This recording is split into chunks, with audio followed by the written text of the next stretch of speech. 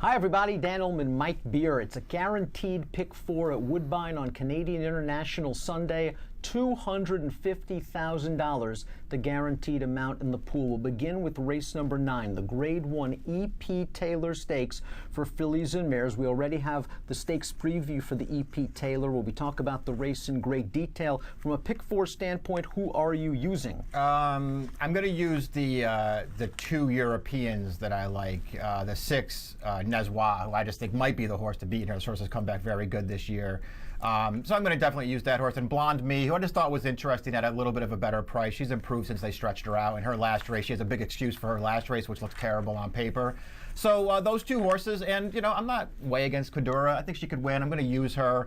Reina de Pateria for Chad. I'm not her biggest fan, but I guess I could use her as a backup. I got to go 4 deep in here. It's a tough race. I have to use Cadura based on her recent form and her affinity for the Woodbine turf course. I'm going to use Nezwa, the 6, for all the reasons you mentioned. I'm not going to let Chad beat me with Reina de Pateria, who in the Beverly D sort of signaled, I thought, with that last 1/8 of a mile and drifting out that she needed a little bit of a break. I think Chad recognized that, gave her some time, and she's now back here and perhaps working well for her return to the races. And I'll use Rain Goddess of the Europeans, maybe the least fancied, but the horse that I think of the Europeans has the most tactical speed. Hopefully we're alive to the Canadian International. It's the Sunday DRF.com formulator race of the day in the second leg of the $250,000 guaranteed pick 4. If you go to the race of the day event page on DRF.com, you can access free formulator past performances for this race and get our stakes preview. Who are you using? Yeah, this race I thought was a little tough, if only because the two horses, I guess, are maybe the most logical.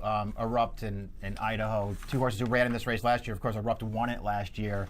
I think either one of them could win this year. I just don't really love either one of them. I was going to try and fade them a little bit, maybe use them just as backups in the pick 4. I'm going to use the horse that I made my top pick in the race, the 10, Chemical Charger. I just think it's a really interesting European shipping in, who I just think has really improved and wants to go this far. I'm going to use Messi.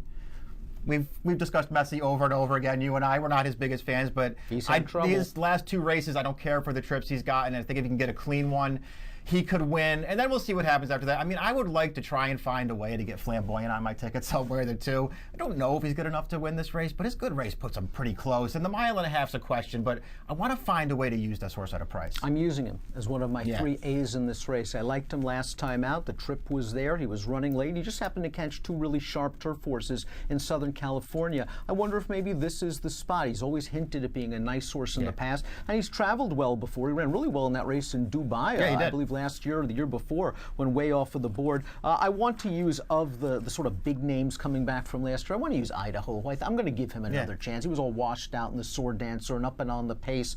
And then last time out, was no match for Enable in the Arc. I won't hold that race against him. I'll also use your 10 Chemical Charges in A. I'll use Erupt, the defending champion, as my backup as we move to race number 11, the 3rd leg. Maiden claiming action, $12,500 for 3-year-olds and up. It is a full field, discreet. Dan improved last time out at 7 furlongs. Do you believe that race at 3-1 on the morning line? Yeah, I don't know how short a price I'd want to take on him from a single race standpoint. In the pick 4, I'm going to use him, though. I do think he improved a lot last time. I'm going to use him. I thought the 10-7 coming out just makes a lot of sense in this race. Dropping back down. Ran fine for 15 in his debut. They bumped him up in class last time. It didn't work out. He's back down. This is probably the right level for him. I sort of like those 2 horses.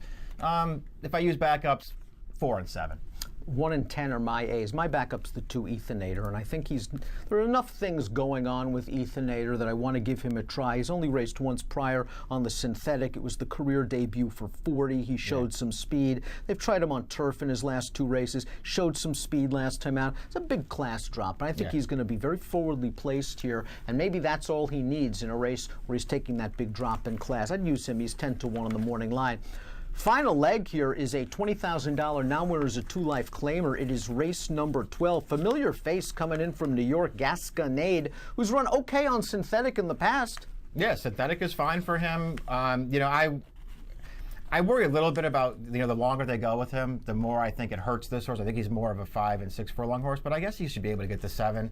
I don't know, Dan. I'm not a big fan of his. He's had plenty of chances. He's 1 for 18 now. He just seems to never win. Maybe this is the spot for him, but it's not like I love him or anything.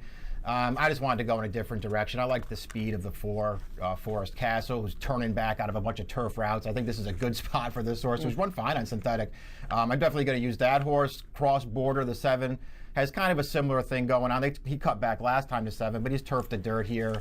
I thought he was a little interesting. The 11, Spanish Express, taking a huge drop in class for this race, as well as the 12. Remember Mickey, I mean, what kind of class relief is this horse getting? He's not very good, but the class relief is huge for this horse. I was going to use those 4 Now, horses. remembering Mickey and the 14 Gasconade are going to be my A's. My backups in here, the 8 Incredible D has sort of been knocking on the door in his last 2 races on synthetic. I think he's better on synthetic than on turf, but at the short price, he is 3-1 on the morning line. I'm not really sure he's a horse I want to be leaning too much on from a win standpoint or even from a pick 4. My deep backups, War Factory, the number 10. This is another horse just taking a pretty substantial class drop. His last few races haven't been very good, but I think, again, maybe with a little bit of class relief, the 10 War Factory can get a piece. It's a fun sequence. It's highlighted by the 2 big grade 1s on a big Canadian International Sunday card. $250,000 guaranteed pick 4 at Woodbine on Sunday. Races 9 through 12 in the first leg. The grade 1 E.P. Taylor is at 5:28 Eastern. Good luck.